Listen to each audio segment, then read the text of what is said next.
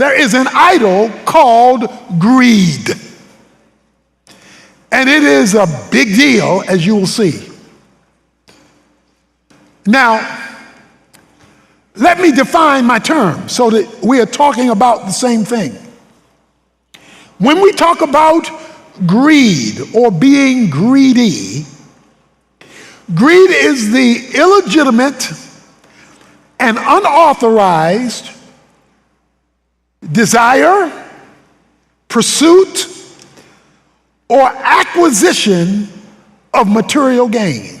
Greed is the illegitimate and unauthorized desire, pursuit, or acquisition of material gain.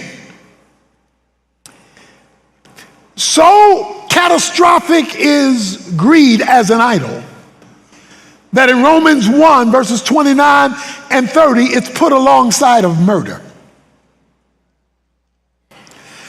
It is identified as an idol because it is loved, trusted, and served. Now, I know some people say, well, I don't love money. Yeah, but you fantasize about it and date it. Money seeks to become a master, and it does it through a motivation. And the motivation emanates from this thing called greed. Now, I know that mentally I may be being challenged right now because greed is not something we necessarily attribute to ourselves. So I'm going to give you a test, and then you can decide if you're greedy.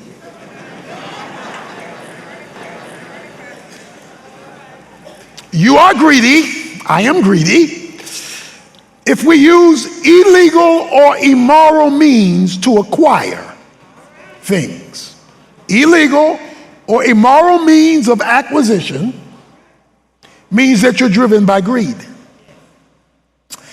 We are greedy. We are greedy when we complain more than we give thanks. We are greedy when we're more concerned about our cash than our character. We are greedy when your financial life is going up, but your spiritual life is going down. We are driven by greed when we treat people with money better than we treat people without it.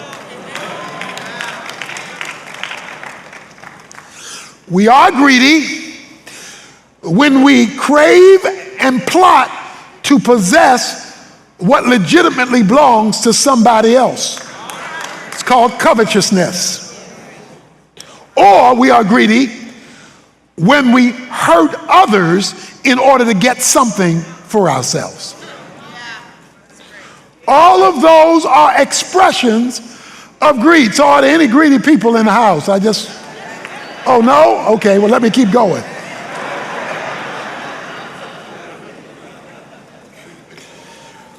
Money is the leading counterfeit god of our culture.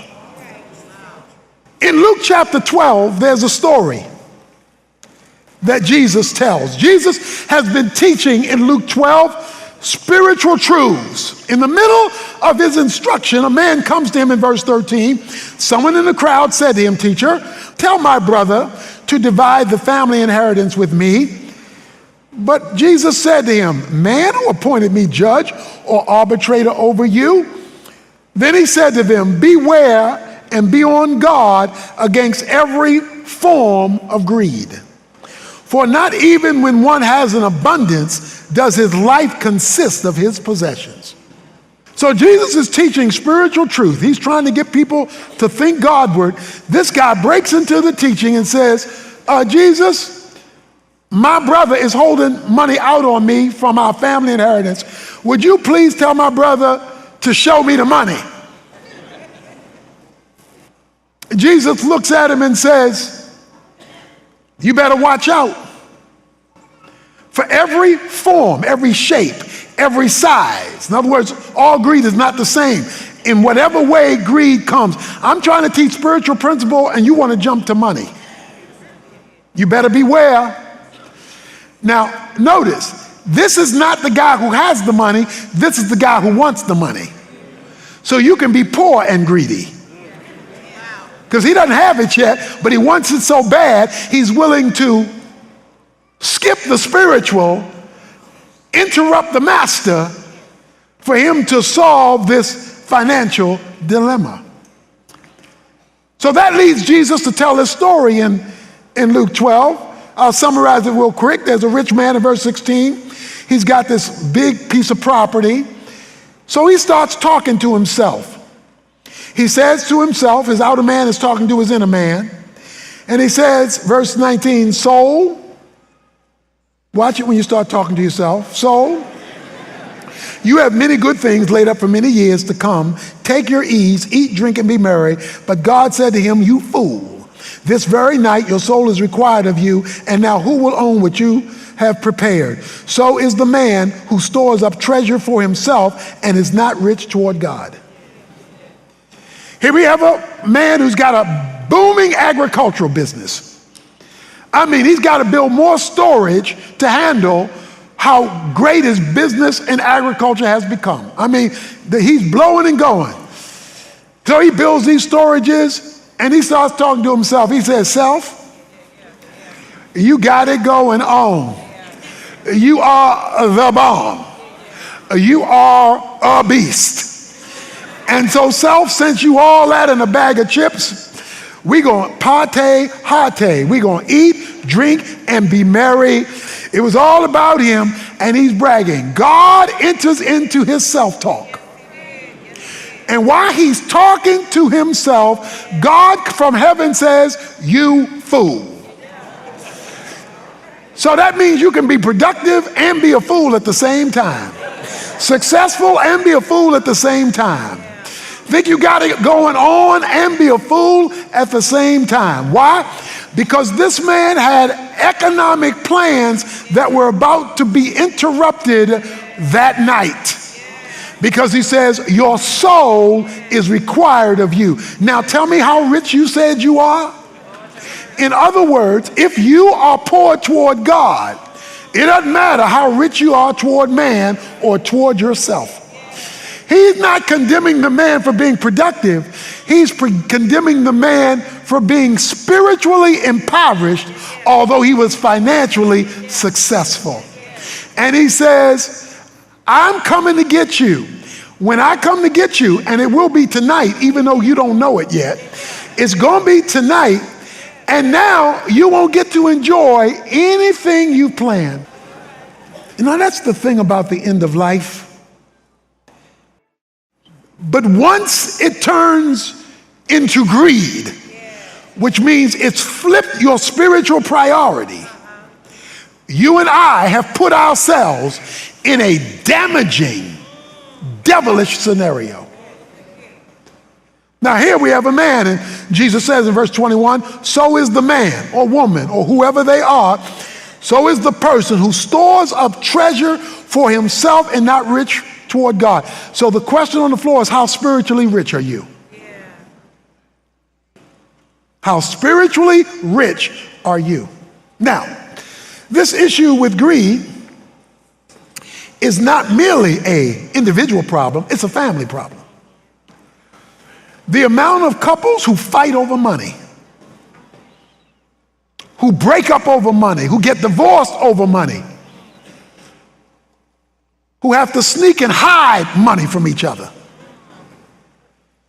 because of money has gotten the wrong foothold in the home. And nothing manifests greed more than the growth of family debt.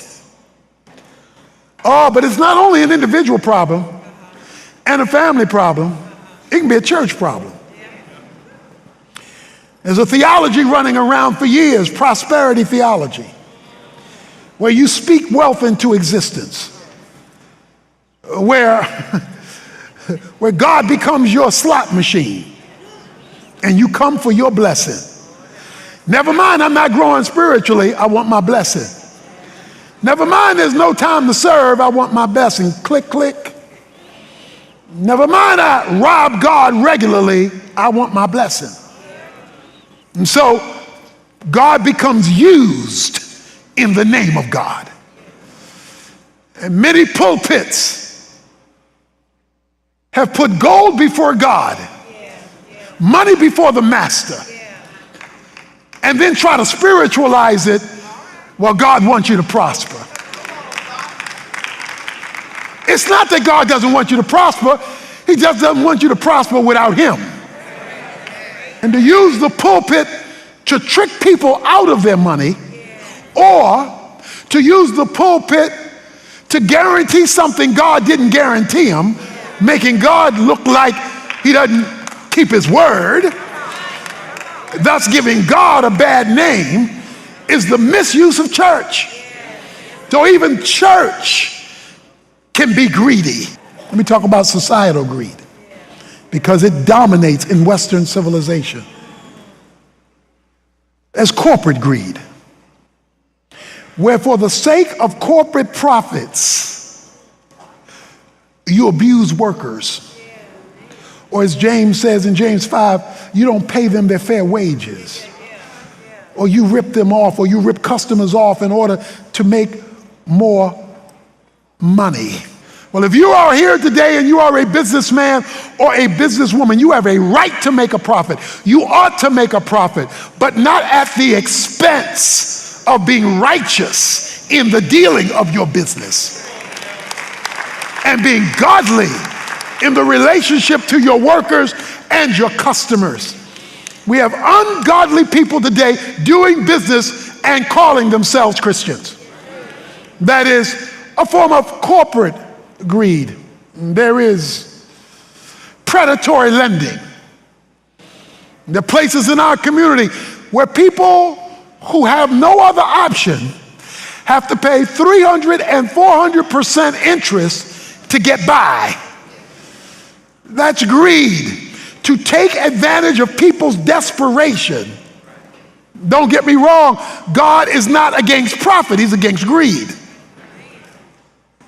He's against greed. And then there is America being built on greed. Slavery existed in America due to greed. In order to get enough people to service the industry, to maintain King Cotton, to keep this bolstering economy going, we will trap people in perpetual generational slavery based on skin color as the driving means of economic development in America. The birth defect of our great republic was using economics to empower the evil institution of slavery. Is economic development legitimate? Absolutely. But not when you force people against their will into a system that traps them and doesn't give them an out, and does so generationally. That's a form of greed. So this idol is a destructive idol, and God will address it unless we do it first. 1 Timothy 6 helps us with this. Paul tells this pastor to teach his congregation. Verse 6, but godliness actually is a means of great gain when accompanied by contentment. For we have brought nothing into the world, so we cannot take anything out of it either. If we have food and clothing, with these we shall be content. But those who want to get rich fall into temptation and a snare, and many foolish and harmful desires, which plunge men into ruin and destruction. For the love of money is the root of all sorts of evil, and some by longing for it have wandered away from the faith and pierced themselves with many griefs. Verse 17. Instruct those who are rich in this present world not to be conceited, stuck up, or to fix their hope on the uncertainty of riches, but on God who richly supplies us with all things to enjoy. Instruct them to do good, to be rich in good works, to be generous, ready to share, storing up for themselves the treasure of a good foundation for the future, so that they may take hold of that which is life indeed. So let me give you the secret, so to speak, of handling your money and not being greedy. First, verse 6 says, godliness with contentment is great gain. Godliness is a life that seeks to pursue pleasing God. Contentment is to be at ease and grateful for what you have until God gives you more. He says, first of all, when the necessities of life have been provided, food, clothes, shelter, those are necessities of life. When you have those, thanksgiving should be driving your life, not complaining. Greed has side effects. Oh yeah, it's good coming in on the front end, but when it's done its damage, you're gonna wind up with great loss and be a damaged person, not because you have money, but because it's turned into greed, which is the illegitimate use and presence of money. He says, I want you to instruct them, teach them, give them the right perspective. He says, verse 17, those who are rich in this present world. So let's get this straight. It's not a sin to be rich. If it's legitimate, it's not a sin. If you've been productive, you saved your money, you stayed out of debt, your business is doing well, that's not a sin. But then he says, but you tell them something. Pastor Timothy, you tell the church at Ephesus, you tell them this. You instruct them to be rich in good works and to be generous and ready to share. Oh, okay. Let me put it this way. The richer you are, the more generous you should be. Okay? And the richer you are, the more willing to serve you should be. He says, you tell the folk that's been blessed and have an abundance, they should do good works. They should be generous. That was the tithe, and the offering was on top of that, where you help people and serve people and did extra stuff. He says, storing up for themselves. Okay, let me say that again, verse 19. Storing up for themselves. Oh, God has a storage unit. He says, storing up, watch this, treasures, valuables. He says, when you handle money biblically and don't be greedy or the things that money can buy, he says you are building your own storage unit. And in this storage unit, it serves as a good foundation for the future. And what? What will this storage unit do for you? Watch this. So that they may take hold of that which is life indeed. Somebody say life indeed. Indeed means show enough. Indeed means for real. In Luke 16, Jesus tells a story, and he concludes the story about this unrighteous steward, and he says this in verse 10. He says, he who is faithful in a very little thing is faithful also in much. And he who is unrighteous in a very little thing is unrighteous also in much. Therefore, if you have not been faithful in the use of unrighteous wealth, who will entrust the true riches to you? And if you have not been faithful in the use of that which is another's, who will give you what is your own? No servant, watch this, can serve two masters. For either he will hate the one and love the other, or else he will be devoted to the one and despise the other. Watch this. You cannot serve God and wealth. Okay?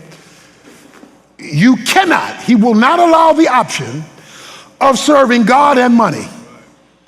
He says, when you bring your money and make it equal to me, when you bring your profits and make it equal to me, when you bring your business and make it equal to me rather than recognizing me as the source, you have created a competing God. And the passage says, don't miss this, if you can't be trusted with unrighteous mammon, mammon means money, if I can't trust you with money not to turn it into a God, then what makes you think I will give you true riches? Oh, don't miss this. True riches.